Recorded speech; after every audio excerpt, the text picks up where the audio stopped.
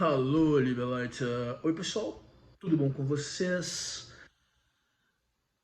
Eu quero falar com você hoje sobre um tema que está em enorme evidência já há algum tempo e me preocupa o fato de que tudo aquilo que se torna muito conhecido, né, dessa forma massificada de falar, né,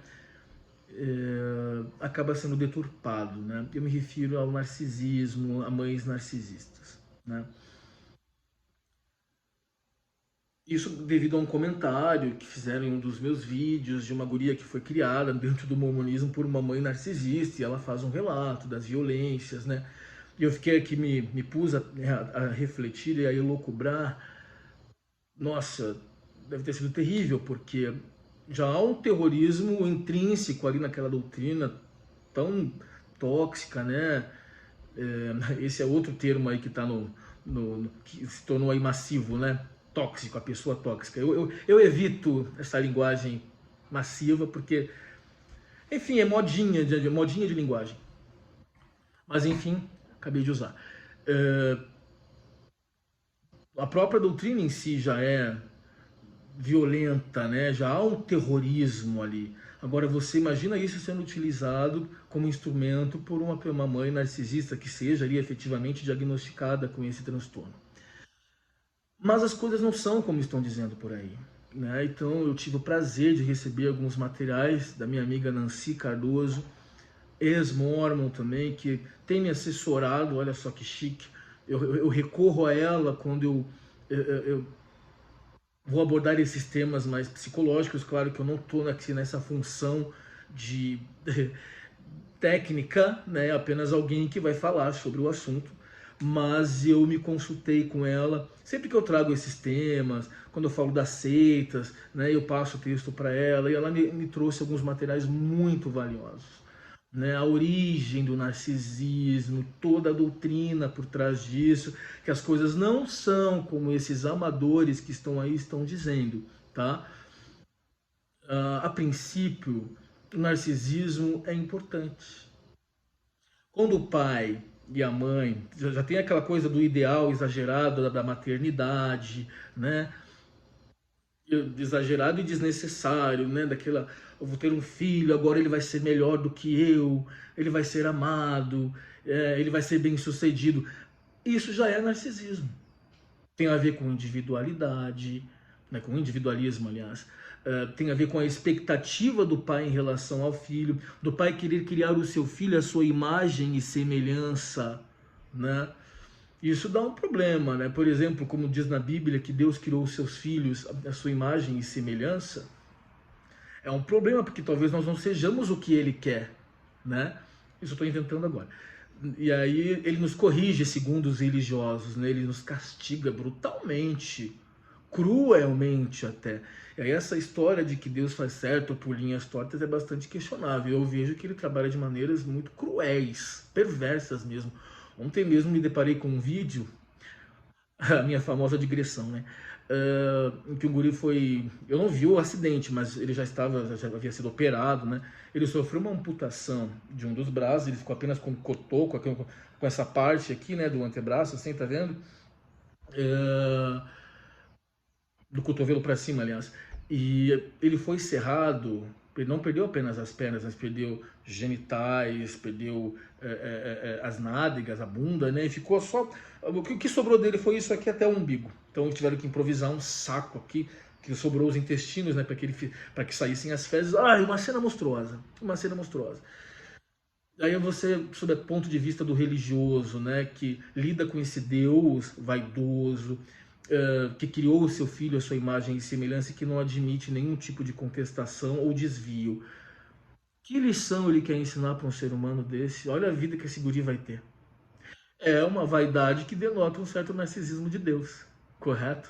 Seja bem-vindo ao vídeo que nós vamos falar sobre mormonismo e narcisismo.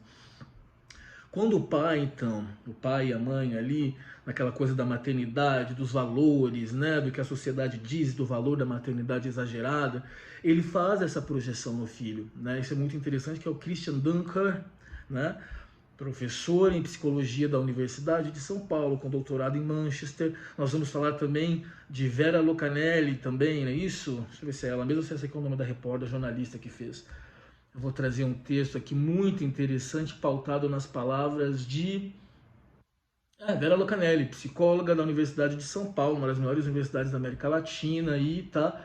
Então, veja bem, não são aqui apedeutas, neófitos e pretensos terapeutas que estão falando, são pessoas qualificadas, graduadas, doutoradas, e nos escoramos no que essas pessoas estão nos passando, e no aconselhamento e assessoramento da minha amiga, a outra já começou a me arranhar aqui, Nancy Cardoso, grande psicóloga, com mais de 40 anos de atividade, muito graduada, muito bem formada, e alguém que soube incorporar os conceitos da psicologia, né? Para ter uma vida melhor, né? Porque o que a gente encontra de gente aí que vem com aquela conversinha fiada da demanda interna, da projeção, da transferência, aquele papinho furado né, de gente do consultório e que na verdade não traz isso para a sua vida e não entende o que está dizendo porque não estudou efetivamente, é muito drástico, né? Enfim, mas o que eu dizia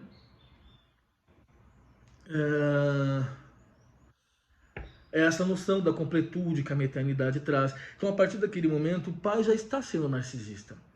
O que seria ruim aí seria a ausência do narcisismo, segundo Christian Dunker, que eu vou deixar o vídeo altamente técnico, mas você começa a entender depois, quando ele faz alguns resumos, uma exegese do que está sendo dito, você começa a entender, tá? Eu mesmo tive dificuldades porque não sou da área. E a gente tem que saber reconhecer o nosso valor e a nossa insignificância. Tão importante quanto reconhecer o seu valor é reconhecer a sua insignificância. O que eu quero dizer é, saiba qual é o seu lugar. É óbvio que eu posso falar, eu vou cobrar, teorizar sobre o que eu quiser, mas com muito cuidado, evidentemente, sem me colocar na posição de algum especialista na área, porque não sou. E os profissionais habilitados para falar sobre isso são os psicólogos e os psiquiatras, apenas eles. Agora, aquele que viveu sob a opressão de uma mãe ou um pai narcisista, eu acho interessante que não falam dos pais narcisistas, né? A mãe narcisista, a diabólica, endemoniada, a mãe Hitchcock, né? Calma. As pessoas que foram vítimas disso também estão qualificadas para falar sobre, mas eu estou me referindo, né? Porque aquele que vive da experiência pode colaborar sempre, né? Eu não sei se eu trouxe para vocês, mas há uns 4 meses eu tive ali uma crise e tal. Tudo bobagem.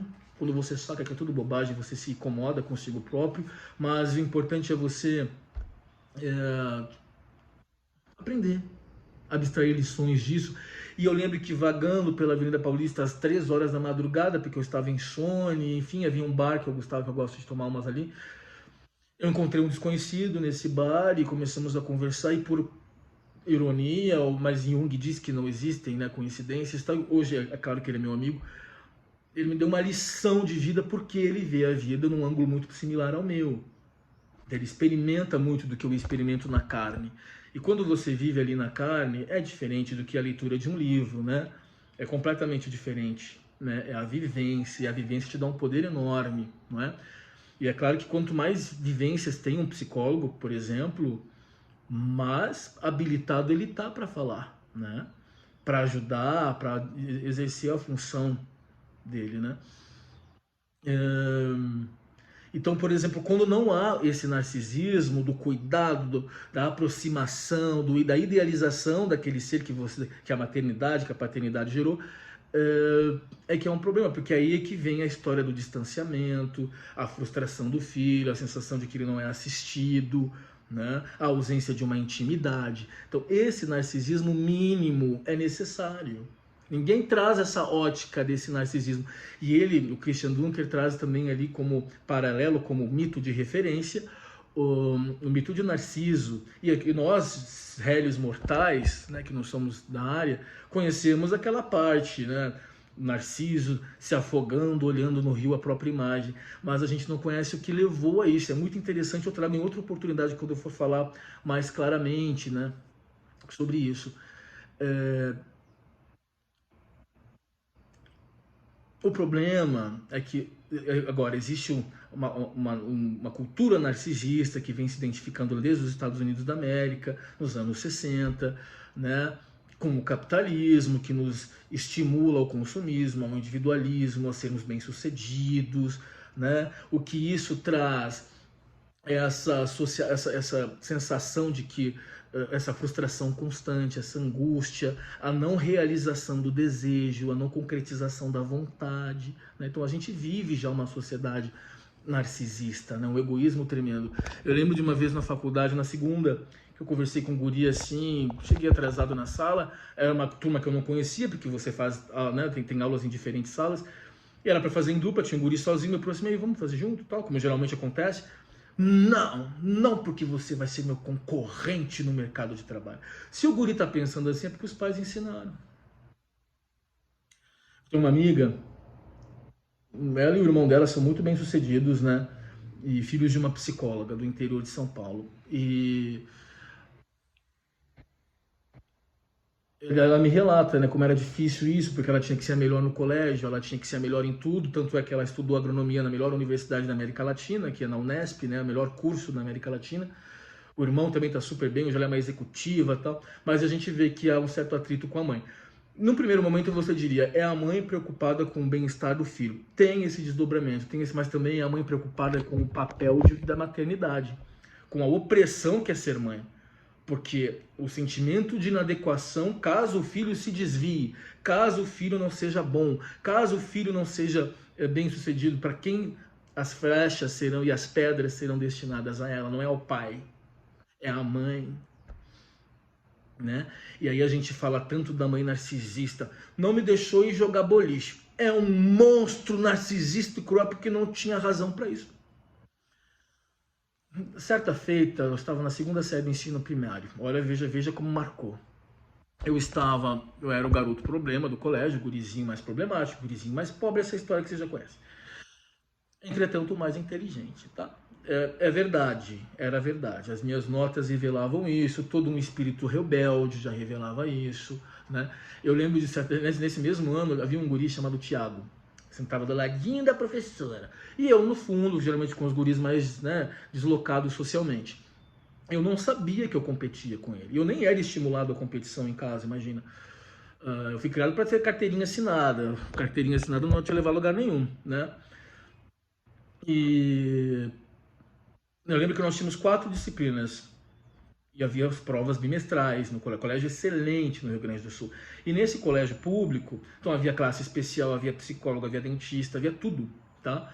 3 quadras esportivas. Tanto quando eu cheguei em São Paulo, eu achei muito estranho estudar em colégio público, porque era uma diferença enorme. Eram 4 pavilhões, aqui geralmente é um pavilhãozinho só, aquela escolinha, fuleira, né? Enfim. E eu lembro que nas provas, eu não estudava, eu morava numa casinha de um cômodo de madeira, assim, que nem saneamento básico tinha. E esse guri chamado Thiago era todo branquinho, todo lourinho, o queridinho da professora, ele tinha boas roupas, o tênis dele era sempre novinho, eu sempre reparava nisso. Eu sempre com tênis com buraco embaixo, né? Ele estava acima do bem e do mal, acima de quaisquer suspeitas. E chegaram as provas, eu nem sabia, o que eu estudava, eu dava uma lida rápida no caderno, porque eu tinha que cuidar da casa, cuidar de uma criança recém-nascida, aos 7, 8 anos de idade, me colocaram um bebê recém-nascido para tomar conta, né? Eu tinha que ler o livro dos Mormons, que quando minha mãe chegava, ela exigia um relatório de tudo que era feito. Você leu o livro, o que você aprendeu com o livro dos Mormons? A minha mãe usando, inclusive, quando eu era castigado, o castigo era ler o livro dos Mormons. Então veja aí minha mãe com indícios de um narcisismo pernicioso, né? E eu lembro que eu tirei nota 10, 10, 10 e 9,6. Em língua portuguesa, disciplina esta que me orgulho de sempre ter sido muito bom. E esse guri tirou 10, 10, 10 e 9,8. Ele errou 2 questões e eu errei uma. Eu dei um ataque na sala de aula, saí chutando tudo, e ninguém entendeu nada, e nem sequer a professora soube o que fazer, porque foi tão absurdo. E foi quando eu descobri que eu era competitivo, né? E eu não entendi que a questão que eu errei valia mais pontos. Valia 0,2 décimos. Veja que a prova era enorme, né? Uma questão que vale 0,2 décimos. E a questão que ele errou 2, mas cada uma valia 0,1. Aliás, a minha valia 0,4, né? Questão sobre vírgula. Pasmem, até hoje eu tenho problemas com vírgula. E não vai achar você que você é o expert da vírgula, porque provavelmente você não é. Eu já estudei vírgula várias e várias e várias vezes. De hora em hora eu vejo que eu coloco a vírgula no lugar errado. E eu escrevo, né? Tô sempre escrevendo, né? Então, na dúvida, eu não coloco. Mas é engraçado como aquilo me traumatizou. Veja bem, eu descobri que eu era competitivo, isso vem com a minha natureza. Se meus pais tentassem me criar a sua imagem e semelhança, não daria certo, porque eu tenho esta característica, né? De ser competitivo mesmo. Veja que eu gostaria de saber como ele está hoje, esse tal de Thiago, porque ele tinha tudo a favor dele e eu tinha tudo contra mim. Vamos ver como ele está, eu gostaria de saber. Ai, que ódio que eu tinha dele. Acontece. Mas tudo isso para dizer que essa coisa de você criar o seu filho a sua imagem e semelhança pode dar errado, né? Você tem que ver o processo de individualização e afastamento, né? O que o pai e a mãe fazem nesse pulsar narcisista? Protegem, acolhem demais, se afaste daquelas pessoas porque elas não são boas para você. Ande conosco, não ande com aquelas pessoas que não têm as mesmas crenças que nós. Não ande com esses guris que te levam para o mau caminho, como se o seu filho fosse um abobalhado, né? Tal qual esse pai e essa mãe, que aqui nesse narcisismo exagerado, aqui veja que é a proteção do filho, mas é a manifestação do narcisismo, tá? Ele quer proteger o filho porque o lugar do filho é com os pais, que são o ideal para ele andar, que são as referências ideais, né? Então fica aquela mãe helicóptero sobrevoando o filho para onde ele vai, é óbvio que o guri se torna retardado mental, evidentemente. Tal qual essa mãe zelosa, aparentemente, tal qual essa mãe, psicóloga da minha amiga, que forçou a barra para que eles fossem bem-sucedidos, sentindo o fardo ali, né, da maternidade, mas aí ela sendo uma vítima desse sistema, a Igreja Mormon faz o mesmo com os seus membros. Fique perto de nós, venha para as atividades, participe das reuniões, das reuniões de liderança, sirva na igreja, seja missionário, pague o dízimo, pague o jejum, sirva, sirva, sirva, sirva, sirva, porque nós vamos te proteger desse mundo cruel. A Igreja Mormon é a mãe narcisista, né?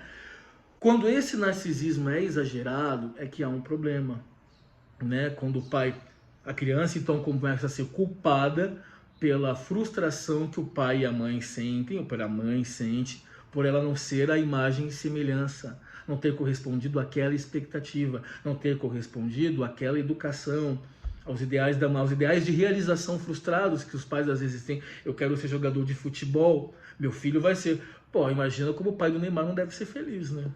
Às vezes dá certo, às vezes você quer que ele seja torcedor do Grêmio, ele vai lá e vai torcer pro Inter. Paciência. Nasceu com defeito, é óbvio, né? Brincadeira, claro. Brincadeiras à parte. Essas provocações sempre acontecem, né? E aí que está o problema, né? Então a Igreja Mormon cria esse sistema de codependência, né, de confissão, ela subjuga, ela pressiona, ela castiga, ela inverte a lógica, ela diz que você é o culpado. Aí quando o transtorno realmente se manifesta naquela mãe, né, porque ela culpa o filho por ele não ser o que ela quer, ou porque ela inveja o filho, ou porque o filho é maior do que ela. Tem pais que não lidam nada bem com isso. Você sabe que eu estava em um local outro dia, uma família que aparentemente sim, funciona muito bem, mas eu já venho analisando há bastante tempo. Eu adoro analisar pessoas, adoro. E dentro do meu lugar, é óbvio, não vou lá falar para ela, porque tudo que eu falo as pessoas tendem a acreditar, né? Eu vou contar para vocês já já. E aí o filho estava tendo um caso com a secretária, né? E o pai, que trabalha no mesmo local, descobriu e foi corrigir o filho, pagou uma viagem para o filho para a Europa. Olha como essa gente de classe média abastada de São Paulo tratua. Logo eu vi, tá alguma coisa errada nisso aí, porque essas coisas você resolve como adultos. O cara é casado, tem um filho de 1 ano de idade, o guri, pelo que tava louco para pular a cerca, tava fazendo barbaridades que eu não posso trazer aqui para vocês, né, fazendo certas investidas que alguns dirão que é inadequada, mas porque o cara quer transar, pô. Casou muito jovem, tá 10 anos casado, casou aos 26, tá com 36. E aí o pai quer transferir aquele modelo de casamento lá dos anos 60, da fidelidade conjugal, de não sei o que, né, da família tradicional brasileira, que a gente já vem questionando muito isso, né, como você passa a vida inteira nesse tipo de relacionamento, enfim, né, que é prejudicial. Há quem diga que quem não trai apodrece, mas isso é outro tema. Eu vi ali a manifestação, quando o pai, eu citei uma funcionária que foi demitida ali, que eu desmascarei nesse local, que eu olhava o comportamento dela e falei, essa guria é estranha, essa guria tem mentalidade de criminoso. Logo em seguida eles descobriram que tinha até espião no celular, nos computadores da empresa deles, enfim. Me agradecem muito até hoje, né? Mas o olhar revela, né? O jeito dela, ela era muito dissimulada. Eu falei, ela queria dar um golpe aqui pra vocês, assim, até engravidar ela queria. Aí o pai disse assim, uma frase muito significativa, ele falou assim, ah, você acha que ela queria transar com meu filho? Incomodado, porque o filho já estava tendo um caso com a assistente. Aí eu vi a manifestação, sabe do que? Do complexo de Édipo, dessa animosidade entre o pai e o filho, entre a mãe e a filha mais velha, né? Aqui falando como mero observador. Por favor, quem me ensinou isso foi uma psicóloga, tá? E eu falei, que louco, né? Como isso está intrinsecamente, né, ligado à nossa natureza, talvez, eu acredito que seja isso, né? O pai não estava querendo só ajudar o filho, ajudar na manutenção da ordem dentro e das tradições. Ele tem um ciúme do filho, porque ele tá cheio de, ele tem dinheiro, mas o filho é jovem. E o valor da juventude, né? O pai sentindo que ele não pode competir. Aí, para maciar o ego do pai, eu falei assim: não, e ela poderia estar querendo dar esse golpe no senhor também, se ela tivesse a oportunidade. Fique tranquilo, doutor. Aí ele já deu uma. Eu vi o olhar dele dando uma brilhada. Ah, então quer dizer que eu teria uma chance também. Olha que louco, né? Mas você vê isso, você vê como isso tem a ver com o narcisismo, né? Com, assim, com individualismo, né? E é muito interessante a gente começar a ver também. Eu vou explorar de outra maneira hoje, tá? Que nem tudo é narcisismo, nesse sentido patológico que estão trazendo aí, né? Eu estava uma certa feita em uma festa, num bar, pessoas muito doentes da cabeça, inclusive. Então, sempre tem aquele horário que a gente está tomando aquela cerveja, já está todo mundo um pouquinho mais alto e começa aquela coisa do...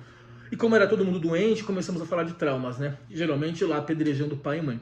Alguns ali com muita razão. Então uma delas foi uma guria, que eu gosto muito, que ela falou dos espancamentos que a mãe dela impingia, né? A mãe dela é uma louca. Sempre que ela brigava com algum tipo de homem que ela arrumava, um cara terminava... Ela tinha um comportamento sexual bem voluntarioso, né? Ela era bem saliente, ela descontava na filha. E a filha não aquele esforço enorme, né, de perdoar a mãe, porque mãe é mãe. Olha o outro lado da moeda. Mãe é mãe, ela deu na tua cara pro teu bem, ela, ela te deu a vida, aí vem o arquétipo da mãe que cuida, aí vem a sociedade, e você, filho lesado por uma mãe que efetivamente é narcisista, né, que te violentava, porque você tem que analisar, ela fazia por ignorância, ela fazia para me educar, ela fazia para me disciplinar, ou ela fazia por maldade, ela fazia para descontar em mim. Acho que a gente já sabe qual é a resposta nesse caso, né? Eu vou te mostrar o outro lado. Eu lembro que uma vez na segunda série, nesse mesmo ano que eu estava que me refiro, como sempre os professores reclamando do meu comportamento, a professora chamou minha mãe no colégio, como sempre foi, né? Eu estava até acostumado e sempre foi assim. Até na faculdade eu tinha problema com o comportamento por causa do meu temperamento mesmo, né? Hiperatividade que se chama isso. Chamou minha mãe para conversar em frente à sala de aula, o que já não é muito adequado. Vamos para uma sala conversar privativamente, né? E minha mãe sabe o que fez? Desceria um tapa no meu rosto na frente de todo mundo. Pau! Mas a minha mãe é uma mulher forte, cara, né? Essa mulherzinha assim, manequim 38 que come alface, né? E que, né? E eu pensei, vai todo mundo rir da minha cara agora. Nenhuma criança riu. As crianças ficaram chocadas com o nível de violência. Chocadas. Entretanto, quando eu olhei para a professora, eu vi o lábio dela levemente se abrir aqui. Uma satisfação perversa. Que, infelizmente, as pessoas tendem em desenvolvimento, tá? Infelizmente. De ver uma criança sendo espancada. Ela era uma pedagoga. Ela tinha a obrigação de falar, mãe, isso não se deve, isso não pode acontecer. Mãe, não é assim que se corrige. Ela era instruída para isso, ela tinha diploma para isso. Eu voltei para a sala de aula chorando copiosamente, os colegas vieram me consolar. Minha mãe nem sabe que eu me lembro disso, mas deixa pra lá. Uma ignorante, tinha a 7ª série concluída, muito jovem, com muito filho, dentro de uma igreja. Teve traumas piores que os meus com a mãe dela. A mãe dela bateu nela de correntes. Então veja, toda uma cadeia. Existia a noção de que a educação que fazia efeito, a educação efetiva é aquela que mesmo que o pai espanca, agride, bate mesmo, né? Então hoje os pais tentam agir de outra forma, né? Mas nesse intuito, nesse ímpeto de não traumatizar o filho, os pais se tornaram demasiadamente permissivos. Acontece que quando a mãe comete um erro, ela é a narcisista, monstruosa, ela não é legal, ela me faz mal, ela tem inveja de mim, ela quer me destruir. Não, agora as pessoas ficam dizendo que o tempo todo aparece gente com transtorno narcisista, né? Eu realmente não sei, né, se a maioria tem sorte de ter pais estabilizados, de ter uma família acertada. Eu acredito que é a minoria. Eu acredito, pelo que eu vejo, porque sempre é a mãe que tem um problema, é o pai. Mas isso tem a ver com nós, gente, com a nossa natureza. Enquanto você não conseguir enxergar o teu pai ou a tua mãe, é que a mãe, que é a santa, né, canonizada, a freira do mosteiro, enquanto você não ver esse ser como um ser como você, de carne e osso, que pode ter errado sim, que pode ter às vezes até sido cruel com você, né? Acho que cabe ali a oportunidade de correção, de falar sobre isso. O problema é claro que o narcisista grave, né? O que se busca? É um narcisismo mínimo, a mãe satisfatória, a mãe suficiente, não a supermãe. Tum, turum, tum, tum. Esse é um trabalho para a supermãe, meus filhos serão os mais bem-sucedidos. Não é por aí, né? Há um peso enorme da maternidade em cima da mulher, que não quer fracassar. Talvez ela tenha errado por isso. Talvez o que está me preocupando é essa tendência de chamar tudo de narcisismo, certo? E eu vou trazer para vocês aqui. Aqui ele fala uma coisa interessante, né? Que a violência contra a criança surge muito disso, né? Desse narcisismo. Veja, dou um tapa na sua cara porque eu tenho que te proteger de si próprio, eu tenho que mostrar para a sociedade que eu estou te educando, porque eu não quero ser culpada. Isso que minha mãe fez. E vou dizer, ela teve alguns momentos de crueldade, sim. Entretanto, nos últimos anos tem feito todo o possível para se corrigir. Eu vou fazer o quê? O que você quer que eu faça? Que eu carregue essa mágoa pro resto da minha vida? Eu já fiz isso. Não te faz bem. Você sonha com isso. Você sonha. Você não pode tocar no nome da tua mãe que te incomoda.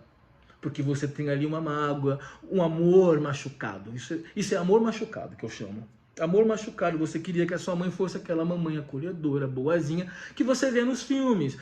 Mas não era só filme, sabe por quê? Por exemplo, uma coisa que me chamava a atenção, nós íamos para esse colégio, ia geralmente sozinho, com 6 anos de idade, atravessando, correndo risco de estupros. Houve um senhor que tentou me estuprar, aos 7 anos de idade.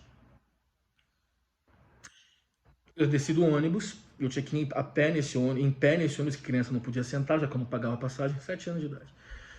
E havia uma praça com brinquedinhos perto do colégio, um colégio ótimo, como eu disse.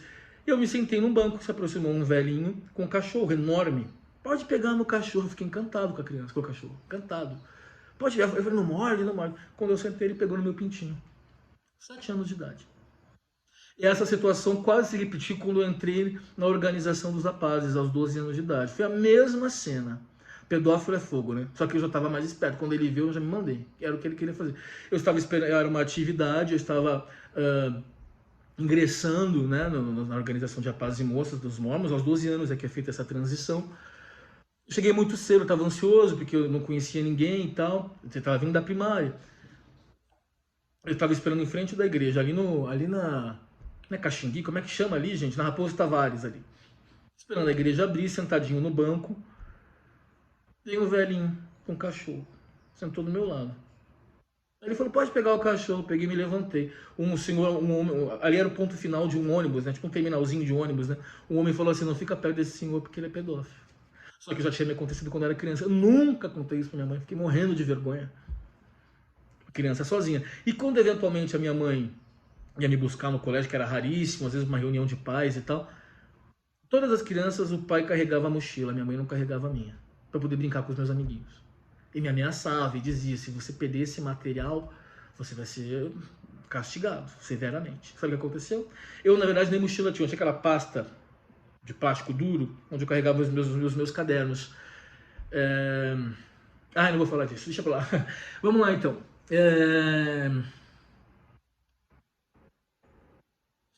Então, não dá, né? Então,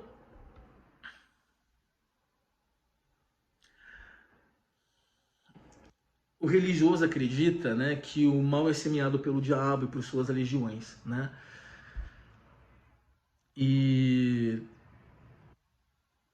por isso ele precisa se acobertar na religião, na igreja. E é isso, então, como eu dizia, que a igreja mormon faz. Então, exerce todo um papel narcisista, né, exagerado, cruel sobre os seus membros, mantém na rédea curta, e se não fizer o que estamos mandando, será condenado. Eles castigam na terra e Deus castiga lá em cima. Né? A Igreja Mórmon é a verdadeira mãe narcisista. Com relação ao que eu venho me preocupando e falando sobre isso antes mesmo de ler esse texto, e eu falava com a minha amiga Nancy Cardoso, essa coisa, né, de dizer que a mãe é narcisista porque ela cometeu um erro, ou 2, ou 10, né, no desespero aí, sabe que ela tem um papel a exercer e a atender expectativas dentro de uma sociedade que cobra da mulher, sabe, eficiência, a supermãe. Então, essa aqui ela fala sobre o maternalismo. Essa é a psicóloga, doutora em psicologia da Universidade de São Paulo, Vera Lacanelli. Olha, Vera Lacanelli, parece Lacan, né? Você já viu o conceito de angústia para Lacan?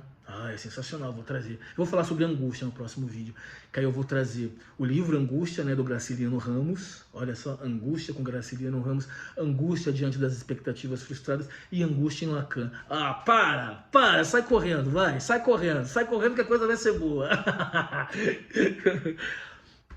Então vamos lá. Quando nos referimos aos cuidados, 31 minutos, eu vou falar bem rápido, tá? Não, acho que nem vou ler tudo, aí deixo embaixo e vocês colocam, tá? Quando nos referimos aos cuidadores de uma criança, usamos o termo pais, mas as reuniões escolares são as mães que são aguardadas, né?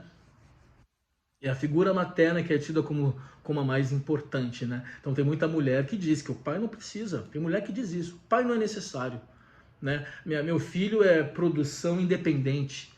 Já vi cada caso de guris que estão viciados em drogas porque não tiveram pai. Cada caso, se você soubesse, na minha vivência. Guris que enlouqueceram pela ausência do pai. Gurias de 15 anos que namoravam senhores de 50 porque ela queria o pai.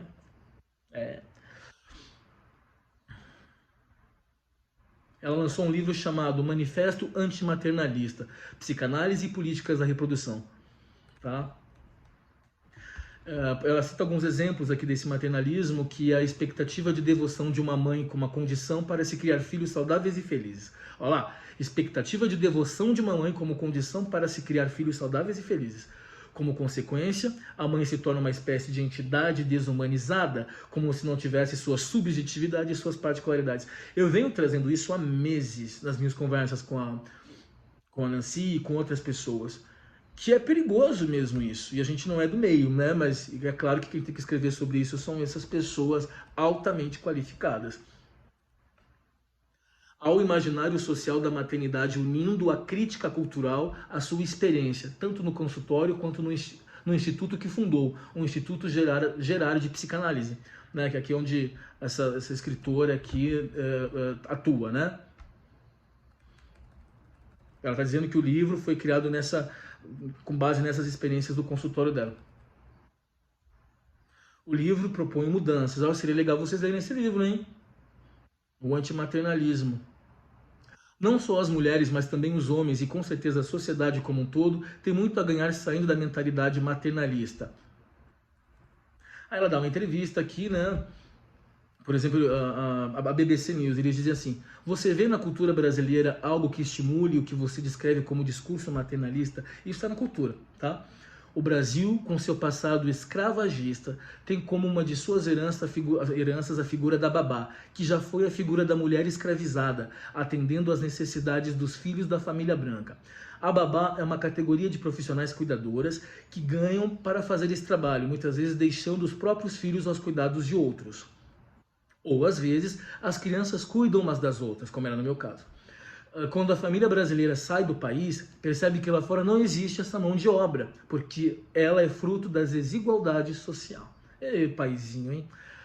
Quando a pessoa consegue trabalhar e ter acesso a uma formação maior, ela opta, quando pode, por não fazer trabalhos domésticos ou fazer outro tipo de trabalho, às vezes até ganhando a mesma coisa. Por conta da dificuldade que é essa relação subjetiva de cuidar do filho de alguém, deixando o próprio filho, sabe-se Deus com quem, e estabelecendo uma relação afetiva com uma criança que está sendo criada para, inclusive, desprezar a babá no futuro, porque a gente sabe que tem a questão racial no Brasil e a subalternidade das classes menos favorecidas. Temos também uma cultura extremamente machista. Em países com essa cultura, você vê a mulher indiferenciada no lugar de mãe e o homem achando que cuidar dos filhos e da casa é uma questão feminina. Isso sofreu uma sensível melhora? Sim, acredito que sim, né? Hoje a gente vê, por exemplo, nas separações, agora opta-se pela guarda compartilhada, muitas vezes a mãe ficava com a guarda, isso judicialmente decidido, e o pai fazia visitas esporádicas e enviava a pensão. Mas isso está longe de ser o ideal, tá? Realmente ainda é a mãe em casa tomando conta dos filhos e o pai saindo para trazer o sustento. Isso é tão louco, porque hoje a mãe, como arrimo de família, que inclusive sustenta o marido e cuida dos filhos, é também um número bastante expressivo, né? O fardo de vocês não é fácil, não. Embora a gente também tenha, por exemplo, no Japão, que é considerado um país super desenvolvido, o machismo que tem levado as mulheres a não querer ter mais filhos. Não tem não, é muito difícil. A questão do não nascimento de crianças para substituir os mais velhos é muito grave.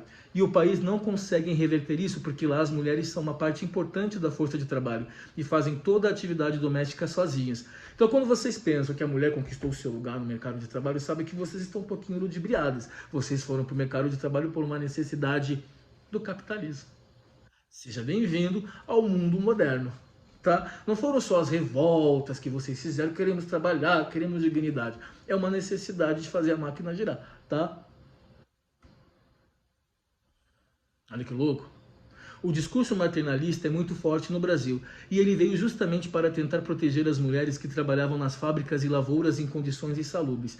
Elas trabalhavam nas cidades para sustentar a prole e não conseguiam cuidar das crianças, obviamente porque não dá para estar em dois lugares ao mesmo tempo, né? Vocês não são onipresentes, oniscientes, né? Tanto que muitas crianças ficavam nas fábricas, inclusive. O maternalismo veio para fazer com que o Estado, a sociedade, comparecesse para ajudar as mulheres. Essa mentalidade de ajudar, ou seja, de não estar inteiramente responsabilizado, mas só como alguém que ajuda quem é o responsável, é muito marcada no Brasil até hoje.